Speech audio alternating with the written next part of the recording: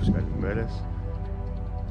6 και 20 το πρωί, σε υψόμετρο 2.150 εδώ, με αυτή την ωραία επιβλητική θέα. Έχει λίγο δροσούλα, καλά είναι.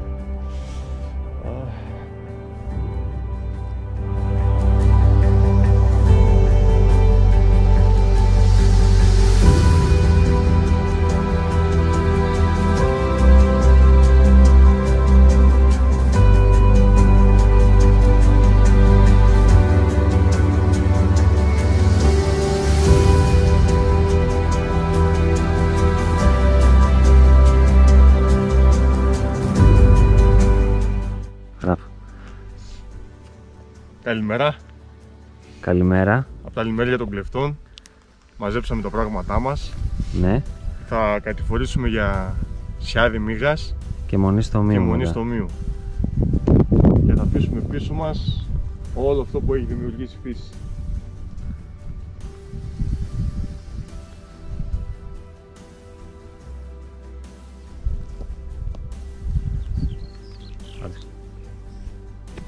Οπότε μετά από μια πολύ ωραία νύχτα εδώ στα λιμέρια των Κλεφτών που κατασκηνώσαμε, αναχωρούμε προς Σιάδη Μήγας, περίπου χοντρικά προς τα εκείνη την κατεύθυνση, κάτω χαμηλά από την Καμήλα.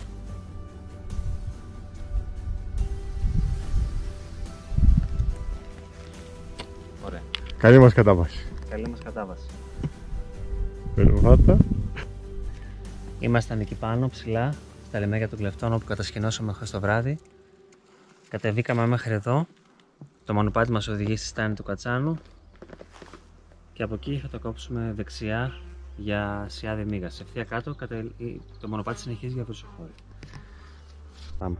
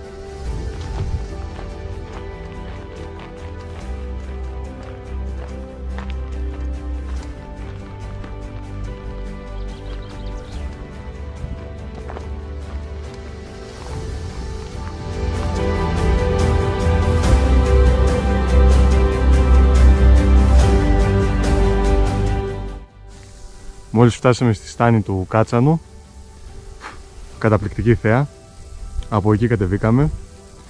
Τώρα θα συνεχίσουμε για την επόμενη στάση μας, που είναι το Σιάδη Μήγας, και από εκεί Μονή στο Μείου. Είμαστε έτοιμοι για να συνεχίσουμε. Έτσι ακριβώς. Πάμε. Κατεβαίνουμε το μονοπάτι για Σιάδη Μήγας εδώ και καταλήγουμε σε αυτό το φανταστικό ξέφωτο με φόντο την Καμήλα.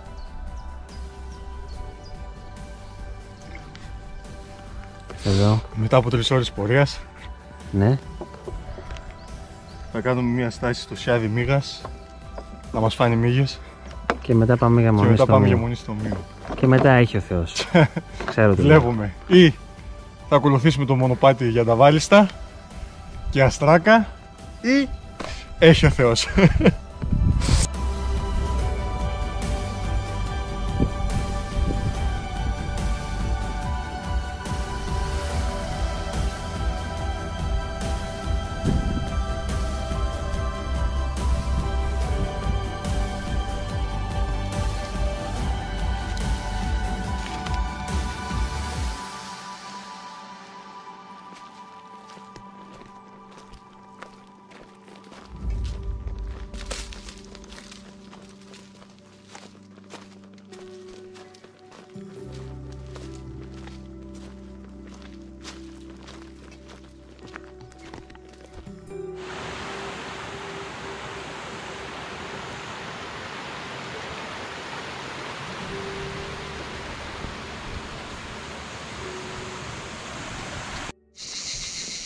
Φτάσαμε και στη Μονή Στομίου.